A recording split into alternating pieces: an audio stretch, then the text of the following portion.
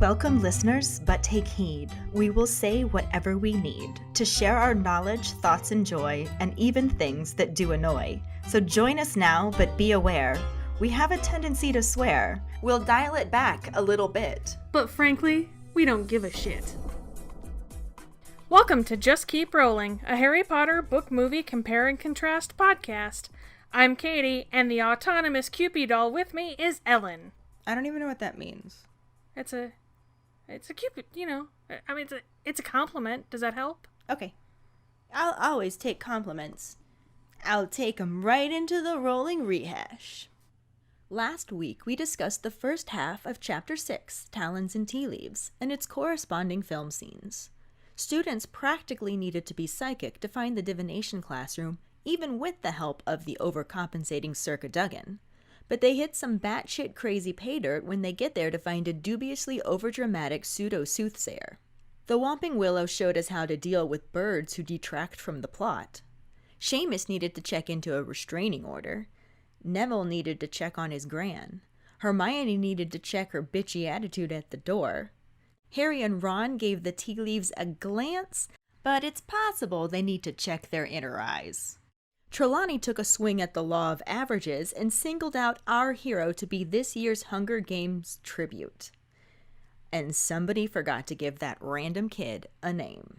During episode 44, Birdering Tree and Gaslighting Hermione, our Potter pondering was, why do you think Arthur Weasley once had to go out to Azkaban? Shelley thinks it was to question the prisoners about the Muggle artifacts known to have been in their possession that were found to have harmed Muggles, which honestly is probably why he had to go. Yeah, that was a really good thought. Jackson had a good one too, along similar lines. He thinks something serious happened with Muggle artifacts, like something that seriously harmed Muggles, and he had to escort the prisoner. Max thinks it was because of a mischievous flying Ford Cortina on a semi-autonomous world tour that got stuck on a roof. So I wasn't the only one who thought he could have actually been arrested. Or they're just making fun of you. One of the two. Because Quincy said that he thinks it was for selling gillyweed to Dumbledore. Okay, yeah. The jokes are probably just teasing me. A little bit. But my favorite response shows that maybe I wasn't the only one who thought he was being arrested. My husband, Len, imagined a conversation between Arthur and Molly all about it. He said, I'm assuming it was for something mundane and work-related. My question is, what was that conversation with Molly like? Molly, my love, I'm off to Azkaban tomorrow. Oh, really, Arthur? I told you mucking about with those Muggle artifacts would get you pinched one of these days. What? Exactly! What will we tell the children? Molly, no, I'm going for work. I'll be back for dinner. And Fred and George, you know they'll wind up in a cell right next to yours when they try to bust their criminal father out. Which, let's be honest, that's exactly what Fred and George would do. Right, for sure. I mean, what's the point of having crazy-ass twins if they're not going to bust you out of wizard jail, right? I mean, isn't that the point of having 7 children to begin with? It's like creating your own army. Saying. But yeah, I love that imagined conversation. I can just really see it happening. I dig it. Anyway, our trivia question last week was, which hippogriff did Ron and Hermione practice on? They practiced on an unnamed chestnut hippogriff. One of our Potter ponderings should be to name the chestnut hippogriff. Okay, I love that idea. Yeah! Congratulations goes to Max Nash, who once again decided to ignore the concept of sleep to answer first. Dave commented underneath that a win is worth staying up for, and I loved Max's response. He said, our luscious host joked about it as we were recording, and since it was already late, I put on Jurassic Park and waited to pounce. Luscious hosts. But yeah, we kept him up late to record the bonus episode about the Prisoner of Azkaban soundtrack. I loved that he decided to watch Jurassic Park. We mentioned it while recording since John Williams wrote the score for that movie as well. It's one of my favorites. Len and I actually just did a Jurassic Park marathon too. I mean, it's timeless. It really is. I love it. Carly said that she would have been able to get this and contemplated staying up for this week's trivia question, but she went to bed at 8:30 and it was glorious. 8:30! It's those teacher hours. She just started teaching too, so I bet she is exhausted. Imagine multiplying a day with Jenny by 30. Nope. Hard pass. Hard pass. Granted, it's not as bad when they aren't toddlers because they're a little bit more independent. I'm still good. That's probably for the best. Facts. A room full of pre-K or kinder kids is like training cats. You'd probably just end up allergic to all the kiddos. Probably. But back to the episode at hand. Robert didn't have an answer to share. He just commented to say hi and make up a couple of code words. Hashtag fuck being a muggle and hashtag wizard shit. So we just wanted to say hi back. Hi, Robert. Sup, yo? But let's just keep rolling into the second half of Chapter 6, Talons and Tea Leaves, and the corresponding film scenes. Chapter 6, Talons and Tea Leaves, Part 2. After lunch, Harry, Ron, and Hermione head outside for their first Care of Magical Creatures class. Ron and Hermione aren't speaking to one another, so Harry walks between them in silence. As they near Hagrid's hut and the edge of the Forbidden Forest, Harry sees Malfoy, Crabbe, and Goyle and realizes that they must have these lessons with the Slytherins. Hagrid meets them at the door of his hut and impatiently tells them to follow him. Harry is briefly worried he's going to take them into the forest, but instead he leads them to a paddock around the edge of the trees and asks them to stand by the fence and open their books. Malfoy coldly asks how they open the books, and Hagrid is upset to realize none of them were able to open them. He explains that you have to stroke them and demonstrates on Hermione's book by running a finger down its spine. The book shivers and falls open. Malfoy sneers at this and sarcastically wonders why they didn't guess they should have stroked them. Hagrid tells Hermione that he thought they were funny, and Malfoy continues to mock him until Harry tells him to shut up. Trying to regain control over the lesson, Hagrid tells them to wait there while he gets the magical creatures and walks into the forest. In his absence, Malfoy continues to make fun of Hagrid, saying the place is going to the dogs with that oaf teaching classes. Harry again tells him to shut up, and Malfoy retorts by telling him that there's a Dementor behind him. Everyone is distracted when Hagrid returns with a dozen of the most bizarre creatures Harry has ever seen. They have the bodies, hind legs, and tails of horses, but the front legs, wings, and heads of what seem to be giant eagles. They have steel-colored beaks, large orange eyes, and 6-inch long talons on their front legs. Hagrid urges them into the fence area and tells the class that they are hippogriffs. He asks them to come a bit closer, but no one seems to want to until Harry, Ron, and Hermione cautiously approach the fence. He explains to them that the first thing you need to know is not to insult hippogriffs because they are very proud and it might be the last thing you do. As he continues the lesson, it's clear to Harry that Malfoy, Crabbe, and Goyle aren't listening. Hagrid tells them that they have to let hippogriffs make the first move because it's polite. You approach one, bow, and wait for it to bow back before you can touch it. If it doesn't bow, then you have to back away quickly. He asks who wants to go first, and everyone backs further away. When no one will volunteer, Harry finally says that he will do it, causing Lavender and Parvati to gasp and remind him of his tea leaves. He ignores them and climbs over the fence.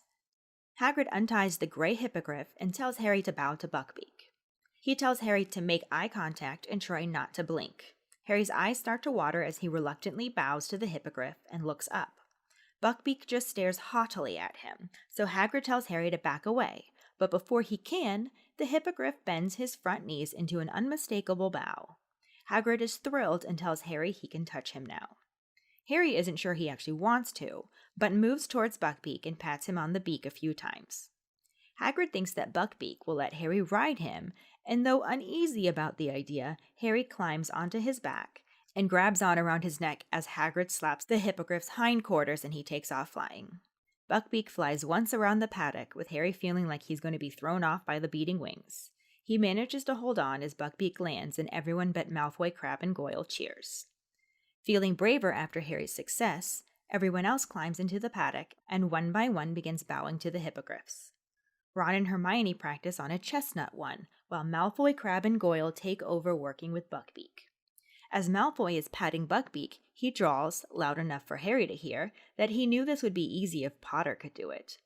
He tells the hippogriff that he doesn't think he's dangerous at all and calls him a great ugly brute.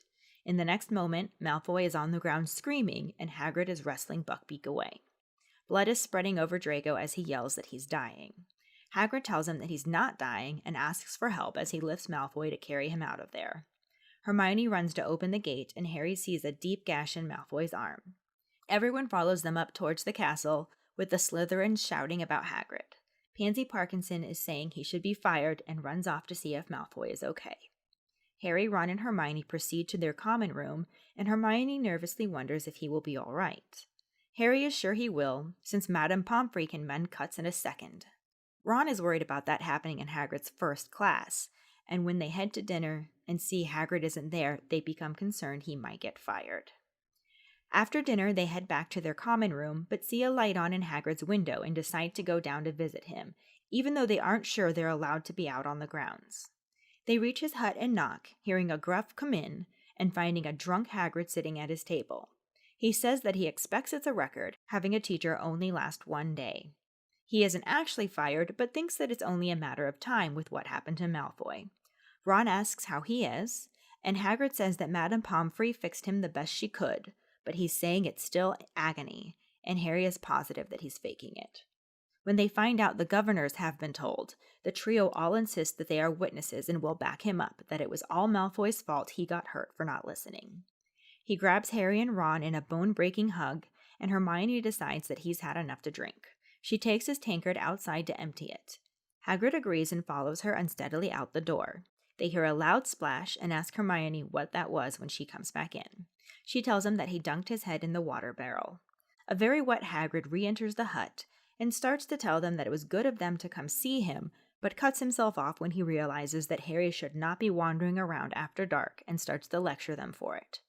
He walks them back and tells them not to do it again, because he's not worth that.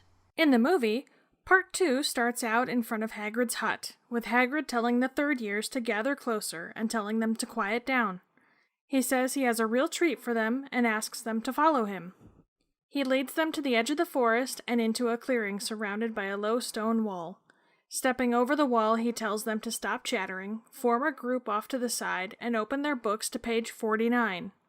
Draco Malfoy asks him how exactly they're supposed to do that, and Hagrid tells him to stroke the spine, of course. Malfoy looks at his belted book and strokes the spine and makes a bit of a face towards Hagrid. As everyone is successfully opening their books, Neville attempts to open his and ends up screaming on the ground with it snapping at him, pages flying. Hermione sets hers down on a moss-covered rock and says that she thinks they're funny. Malfoy responds sarcastically saying, "Oh yeah, terribly funny, really witty." He thinks Hogwarts has gone to the dogs, saying, "Wait until my father hears Dumbledore has this oaf teaching classes." Crabbe and Goyle laugh and Harry tells him to shut up. Malfoy hands his bag over to Crabbe and struts right up to Harry, getting in his face before pretending to see a Dementor behind him. Everyone turns, gasping in fear, as Malfoy, Crabbe, and Goyle laugh, and several Slytherins put their hoods up and pretend to be Dementors to mock Harry. Hermione pulls him away and sneers at them. As they walk away, Ron looks at a very disheveled Neville and tells him he was supposed to stroke it. Neville gives him a weak, slightly high-pitched, "Yeah," and sets his stuff down again as Hagrid, who is wearing several dead ferrets around his neck, clears his voice and gestures behind him while making a trumpet fanfare sound. The camera focuses on the students' faces as they look a little confused and concerned before cutting back over to Hagrid and showing a creature that appears to be half horse and half giant eagle behind him as well. Hagrid says, "Isn't he beautiful?" and tells them to say hello to Buckbeak as he tosses him a ferret. Ron wants to know what it is, and Hagrid informs him that he is a hippogriff. He tells the whole class that the first thing they want to know about hippogriffs is that they are very proud. They are easily offended, and it is not a good idea to insult them, because it may very well be the last thing you ever do. He asks who would like to come and say hello, and everyone else backs up, leaving Harry standing in the forefront to inadvertently volunteer. Harry looks behind him and hesitates, so Ron steps up to push him forward. Hagrid tells Harry that he has to let Buckbeak make the first move, and instructs him to step up, give him a bow, and wait to see if he bows back. If he does, he can go and touch him. If not, well, they'll get to that later. Harry cautiously approaches the hippogriff and bows. Buckbeak squawks and flaps his wings, prompting Hagrid to tell Harry to back off. Harry starts to move backwards, but he steps on a stick and causes it to snap. Hagrid tells Harry to keep still, and Harry freezes, glancing up at the hippogriff. Buckbeak tilts his head back and forth and calms, giving a quieter cooing squawk before lowering himself in an unmistakable bow. Hagrid compliments Harry and gives Buckbeak another ferret before telling Harry he can go pet him now. Harry doesn't look thrilled with this idea, but with Hagrid's encouragement he moves closer to Buckbeak and reaches out his hand. Buckbeak also moves closer to Harry and stretches out his head to accept the pets. Hagrid says well done and leads the class to clap Harry's achievement before telling Harry that he may let him ride him now. Harry is definitely not pleased with this idea and protests as Hagrid just picks him up and puts him on Buckbeak's back. He tells Harry where to sit and tells him not to pull out any of his feathers, then smacks the hippogriff on his hindquarters. Buckbeak rears back, takes off into a run, and spreads his wings to lift off the ground. He flies Harry over and around the castle, then down to skim over the lake. Harry looks at his reflection in the water as he glides over it and reaches out his arms as he laughs and screams in delight. Buckbeak flies higher up in the air and Hagrid whistles for him. He returns to the grounds where everyone, except the Slytherins, are again congratulating him. Malfoy is not impressed with Harry, and as Hagrid quietly asks Harry how he's doing on his first day, Malfoy pushes through the other students to approach the hippogriff. He says he's not dangerous at all and calls him a great ugly brute. Hagrid tries to stop Malfoy, but before he can do anything, Buckbeak rears up again and slashes Malfoy's arm. He rolls on the ground in pain, and Hagrid calms Buckbeak as the rest of the class runs screaming. He tosses another ferret to get Buckbeak away from them and goes to check on Malfoy, who is convinced he is dying. Hagrid tells him to calm down, it's just a scratch, and Hermione tells him he has to be taken to the hospital. Hagrid picks Malfoy up and dismisses the class as Malfoy whines that Hagrid is going to regret this. Him and his bloody chicken. The way we cut this chapter kept the book and the movie lined up really well, actually. But there are quite a few mostly minor differences between the two. As well as the usual omissions of details. Yeah. The book section picks back up right after lunch as the trio head outside to Hagrid's hut for Care of Magical Creatures class. This is also exactly where the movie section starts. We cut it off last week as they were walking down to Hagrid's hut for Care of Magical Creatures class, so we pick it right back up with them arriving at Hagrid's hut. In both, Hagrid is waiting for the class at the door of his hut and tells them he's got a treat for them and asks them to follow him. In the book, it sounds like he leads them around the edge of the trees to a fenced-in paddock and has them gather by the fence. In the movie, it looks like he leads them partway into the forest. There's a similar paddock-type area with a low stone wall rather than a fence. But in both, he asks them to open their books, and Nazi von Douchebag II, douches at Hagrid about how are they supposed to do that. In both, Hagrid tells the class they have to stroke them. But that's about where those similarities stop. In the book, he takes Hermione's book, removes the spello tape holding it shut, and strokes the spine.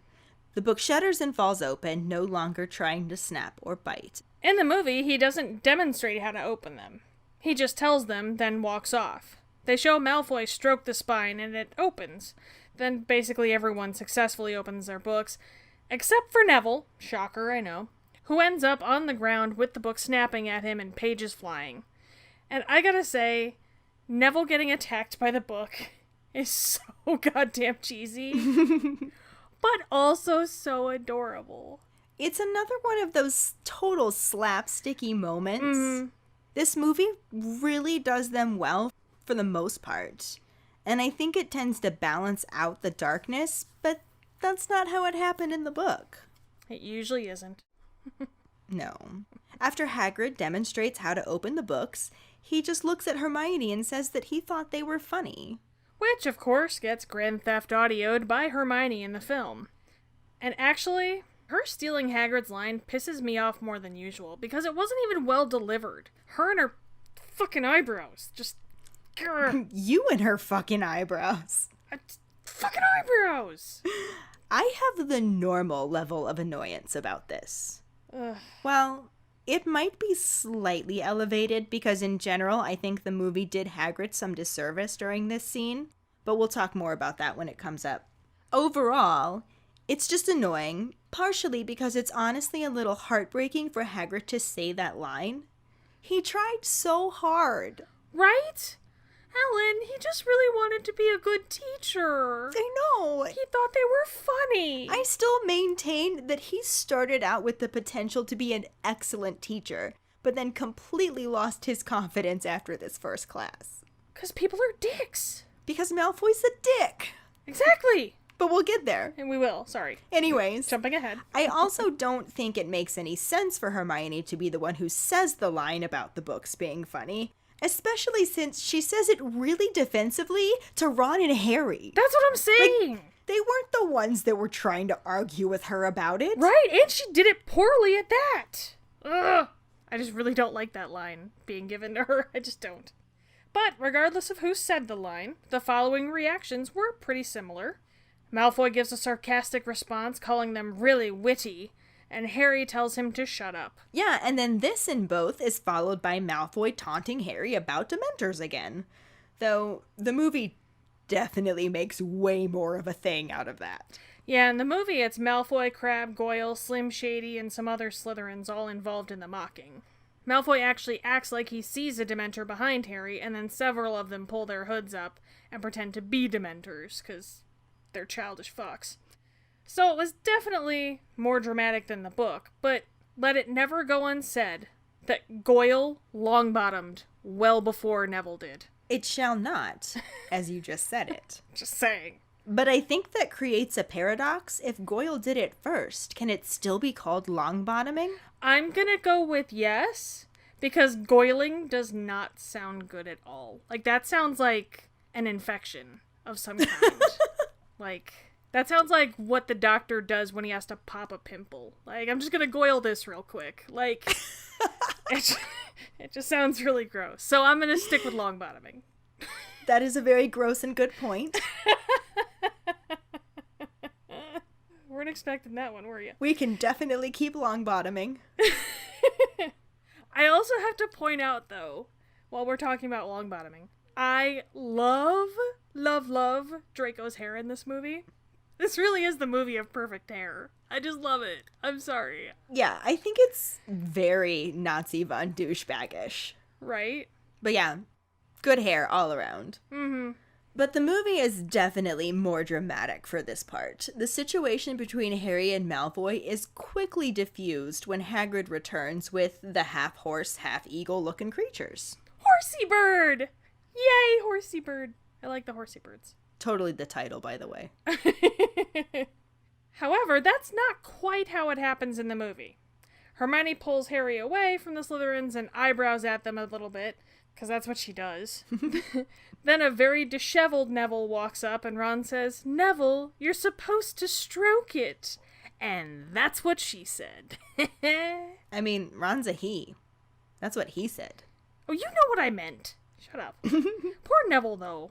Why is it always him? I feel like this time it isn't quite his fault. Forget the dog ate my homework. In Care of Magical Creatures class, your homework eats the dog.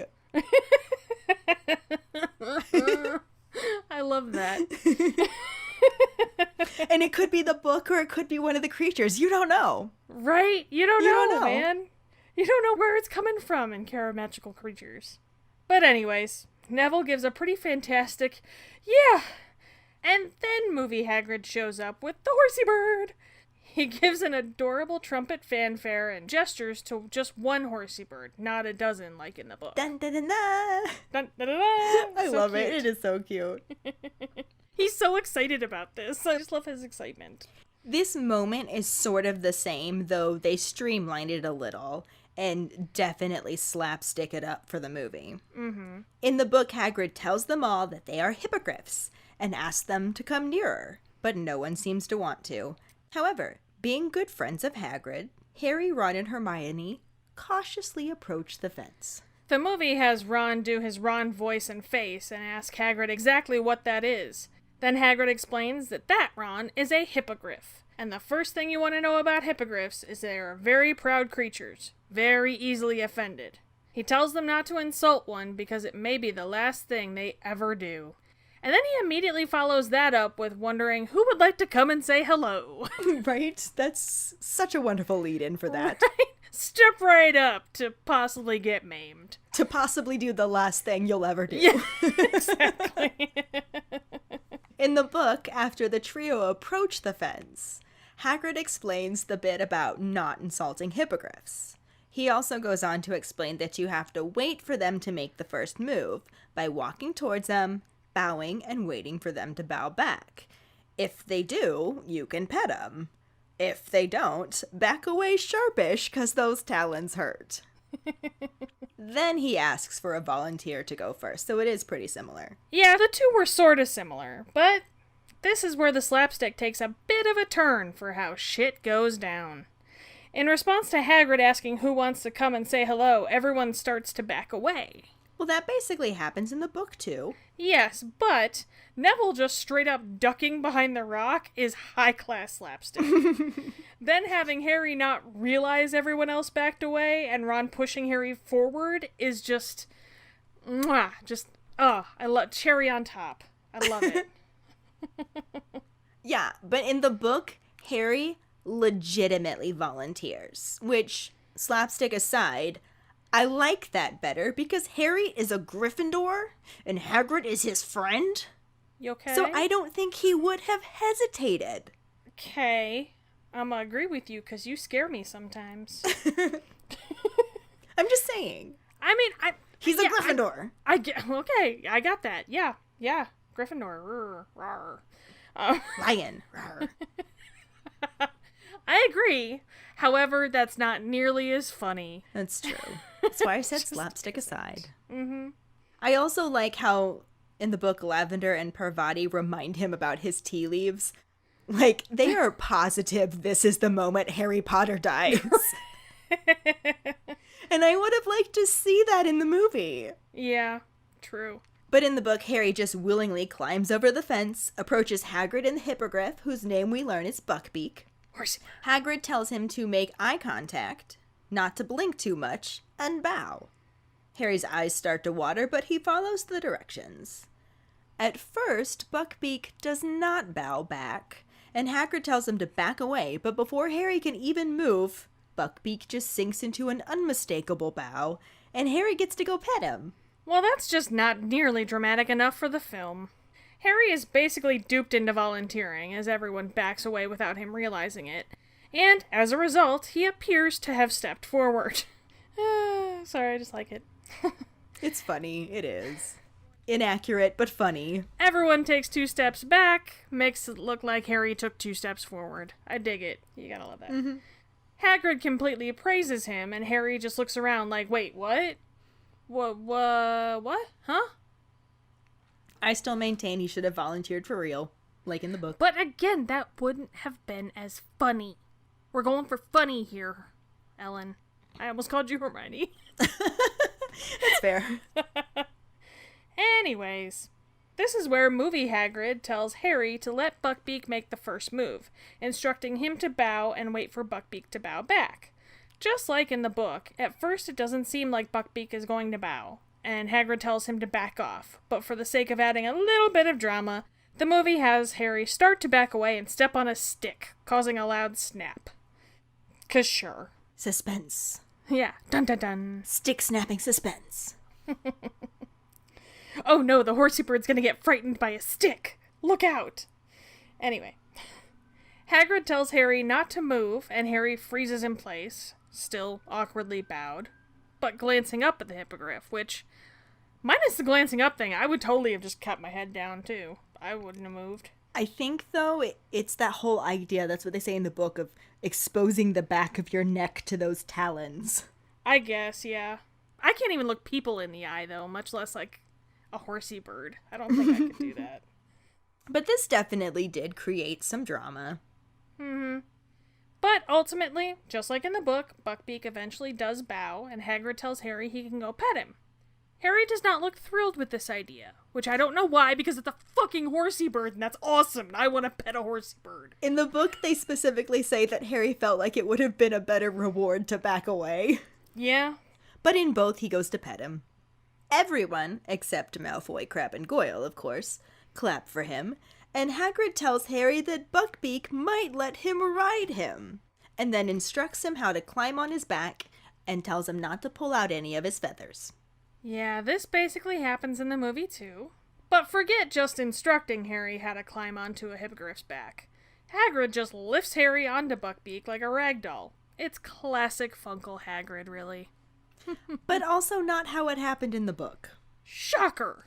And again, Harry is a Gryffindor. What house is Harry in? Gryffindor! He actually chooses to ride Buckbeak.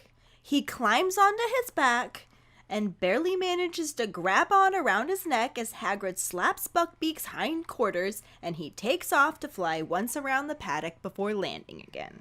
That's not how it happened in the movie. Like, not even a little. No, not even a little. The only real similarities are the fact that Hagrid tells Harry not to pull out any of his feathers and slaps Buckbeak's ass so he'll take off flying. Then, in true drama-adding movie fashion, Buckbeak rears back and runs, taking off and taking Harry on a ride all over the grounds, around the castle, and over the lake. And is there anyone in the world who did not make the "I'm king of the world" joke at the theater when they saw Harry riding Buckbeak across the lake? I didn't. It's because you suck. At least not the first time that I watched it. Because the first time, I was too busy saying, that's not how it happened in the book. You can't tell me you didn't think it, though. I wasn't, because I was too busy thinking, A, Harry did not get flown all over the Hogwarts grounds in the lake, and B, the book clearly states that Harry didn't really like flying on Buckbeak. The wings were beating uncomfortably, and he constantly felt like he was going to fall off. Yeah, but movie Harry just spread out his arms and cheered, having the time of his life. Hagrid whistles for Buckbeak to come back, and there is this adorable moment where Hagrid asks Harry how he's doing his first day. And it's really, really cute, and I love it, because he, bends down, and he's like, how am I doing my first day? I love it. It's so adorable. It is so cute. And then Harry responds with, brilliant, Professor. And I love that he adds Professor. Yeah, it's such a so nice cute. little touch to show how close Harry and Hagrid are. Mm-hmm. It's just so sweet. But Harry is being congratulated by everyone, except, of course, Nazi von Douchebag II, who just pushes through the crowd and calls Buckbeak a great ugly brute. Which does happen in the book too, but not quite like that. Mm-hmm. Everyone feels braver after Harry's success, so they all climb into the paddock and one by one start bowing to the hippogriffs.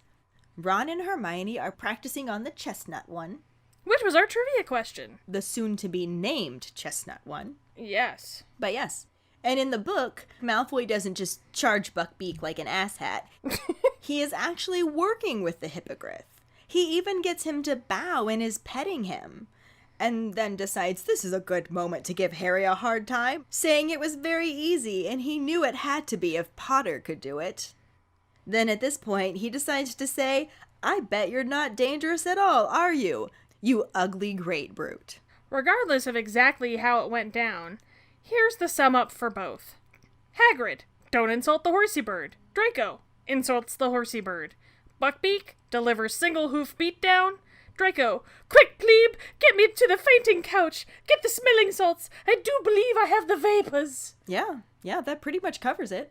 Right? That's what I'm saying. Because in both, Buckbeak's pride is hurt, and he slashes Malfoy's arm. Malfoy ends up on the ground, insisting that he's dying and it's killed him. In the book, Hagrid tells him he's not dying and asks for someone to help him get him out of there. In the movie, Hagrid tells Malfoy to calm down. It's just a scratch. It's only a flesh wound. I'll bite your ankles. Sorry. And Hermione has to tell him that he needs to be taken to the hospital. And this is why Hermione stealing Hagrid's line earlier on bothers me a little more than usual. Because this part of the scene bothers me. The movies sometimes have that tendency to make Hagrid out to be dumb, and he's not. Mm-hmm. In the book, he knew immediately he needed to get him to the hospital wing. Yeah, in the movie, they had him respond with, well, I'll do it, I'm the teacher. And no shit. Like, yeah, it's what you've been hired to do, man. Right. Like, why that line of all of the lines? It just makes Hagrid sound like an idiot. It does. I've actually never really noticed that quite as well until you just pointed it out to me. But yeah, it makes him seem really oafish. Mm-hmm. I don't like it. But I want to know why Hermione all of a sudden has the time turner outside of her clothes. Do you notice that? Like, isn't that shit supposed to stay hidden? I'd never noticed it until you pointed it out. Continuity issue. I feel like that was supposed to be like a hint that she had just gone back in time for something. Maybe for all we know, she went back to make sure Hagrid took him to the hospital wing. Maybe in the quote-unquote original way it went down was that... I mean, there was no original way. There's no... I know. And we'll get more into the time travel thing when we get to that point. I mean, at this point... Definitely, that's... All we know is gaslighting Hermione. We don't know why. We do know why. But again, she's got that time turner just right out in the open with her robes off and everything. Like, every other time it's been straight down her shirt, like her button-up shirt. Yeah, so did she travel back to make sure Hagrid took him to the hospital wing? I don't know.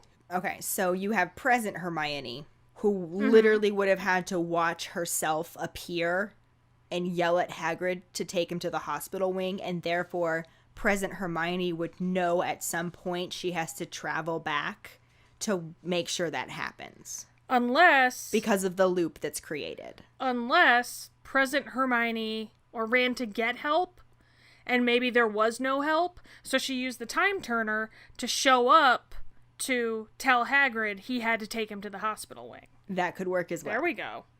Theory! Although completely unnecessary. I think it was just a continuity issue. Maybe. I like our idea better. But anyway, Hagrid picks Malfoy up and carries him away as he insists that Hagrid is going to regret this. You and your bloody chicken. That line is admittedly funny, even if it wasn't in the book. Seriously. I also love Hagrid doing the dad voice to Buckbeak to get him to back off Malfoy, when he's just like, Buckbeak! Yeah. I mean, I'm not saying that sounded very close to how I say Ginny's name when she's doing something she shouldn't. I 100% use that voice on my cats, my students. Your husband? My husband. Well, you have to sometimes. I mean... Sometimes. But this is where the movie section ends for this episode. The book chapter, unsurprisingly, goes on a bit further. What? All of the Slytherins think that Hagrid should be fired. Hermione is actually concerned about Malfoy's well-being, though I think that's likely still more for Hagrid's sake, rather than specifically Malfoy. Harry's fairly unconcerned, mostly because it's Malfoy, but also because he knows firsthand how well Madame Pomfrey can heal things. Yeah, after having to regrow all of his friggin' arm bones, I doubt he has any sympathy for the devil over his cut arm. Not that it was a tiny cut, but still. Yeah. Those talons. That was likely not a small cut at all. No. So, I went to meet a bunch of my Harry Potter friends in North Carolina one year.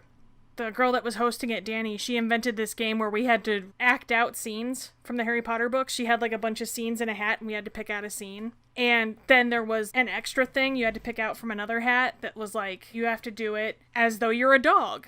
Or you have to do this scene as though you're underwater or something like that. Me and my friend got this scene, but we had to do it as though it was a musical.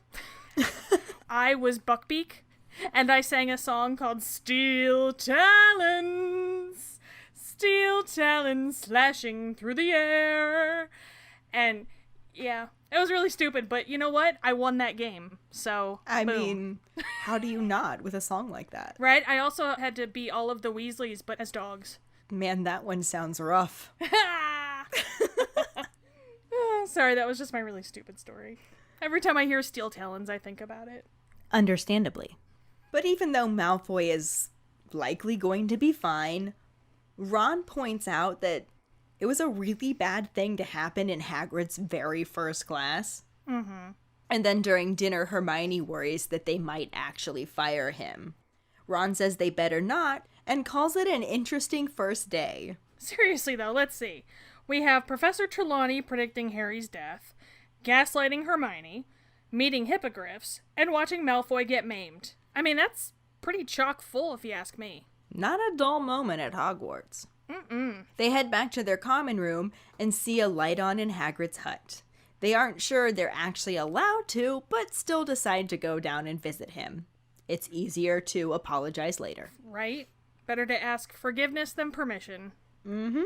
I actually do wish they had included this part in the movie. Yeah, they knock on his door and are told to come in, where they find a very drunk Hagrid, who's convinced that he's going to get fired. Aww. He tells them that Madame Pomfrey fixed Malfoy as best she could, but he says he's still in agony.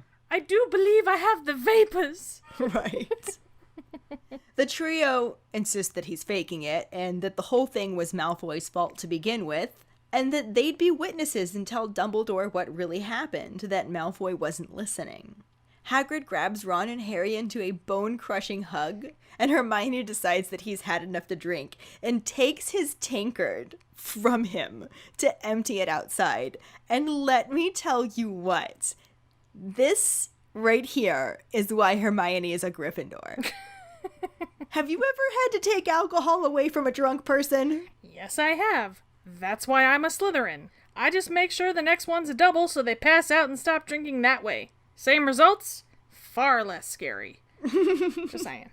Lucky for Hermione, Hagrid agrees and follows her outside to dunk his head in the water barrel.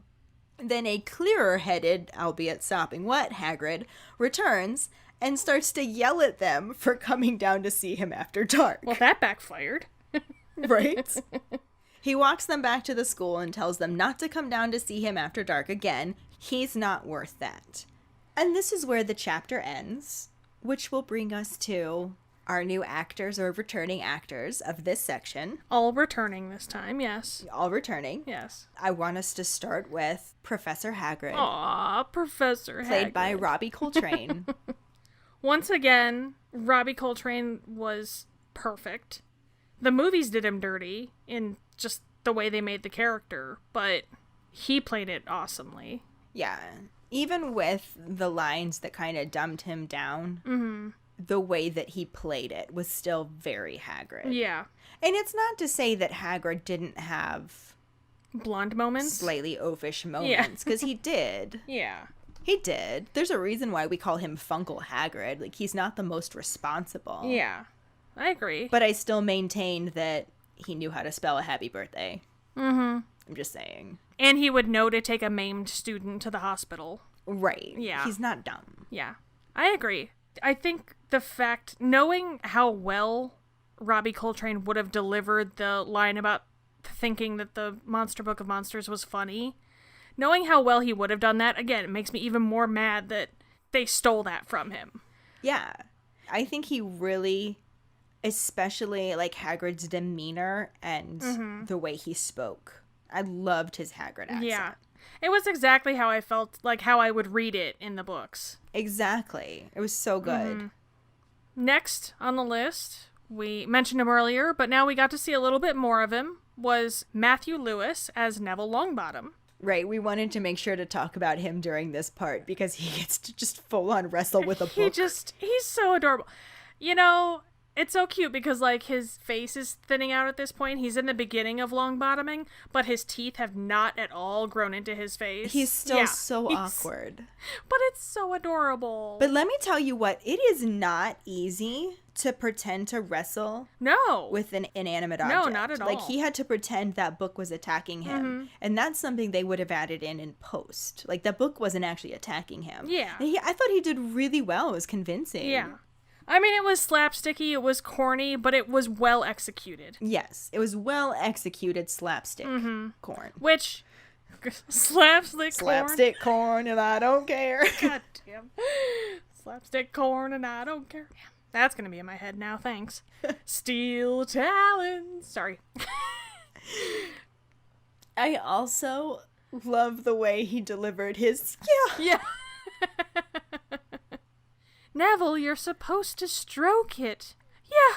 It was like, great. thanks for that, Ron. And I had never, ever, funnily enough, never even noticed when he ducked behind that rock. It's the cutest thing, though. It's amazing. It's so funny. It's just so adorable because it's like, he doesn't even bother to take a step back. He's like, nope, out. And He kind of looks down. Yep. Gone. And the look on his face, oh, it was great. I loved it. Like, this is not gonna be me. I was already attacked by a book today. I'm not adding HORSEYBIRD to that list. Like, nope. Boom. He noped out of that one. Hard.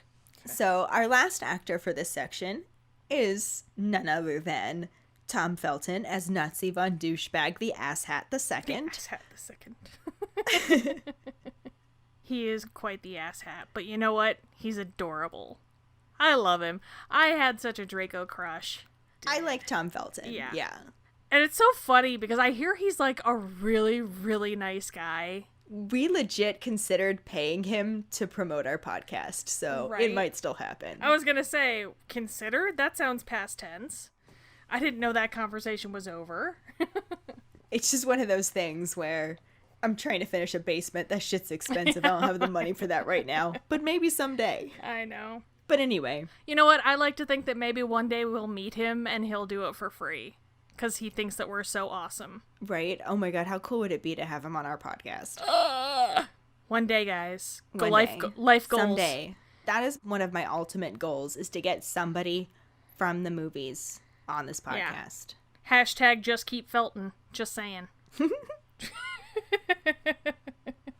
But yeah, he was excellent at being a Nazi von Douchebag, asshat the second, as always. His hair was excellent. I was gonna say, I like the change in his hair. The only thing is, I do think that the slicked back hair is more fitting for his character. I don't know, it was a pretty douchey flop. But, I mean, I was having, like, Leonardo DiCaprio, Romeo and Juliet feels right there with that hairstyle, because... It doesn't make it less douchey, though. Why you gotta diss my childhood, man?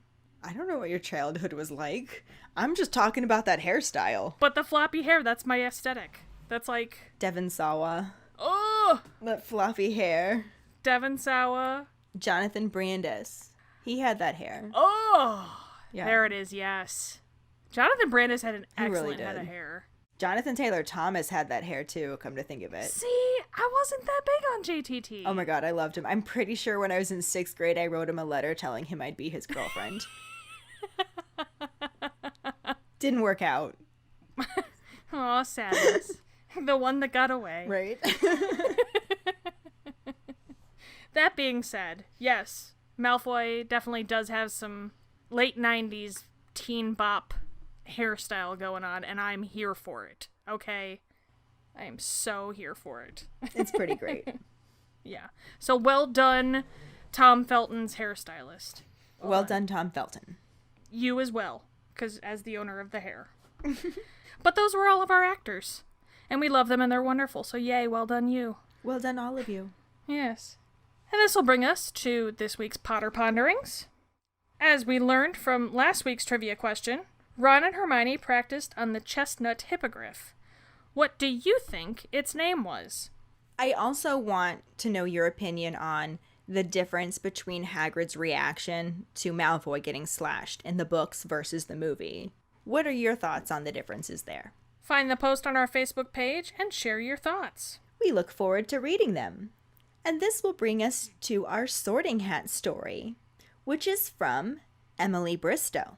She writes, Dear Ellen and Katie, I have only been listening to your podcast for a few weeks and I'm absolutely in love with it and have been listening nonstop.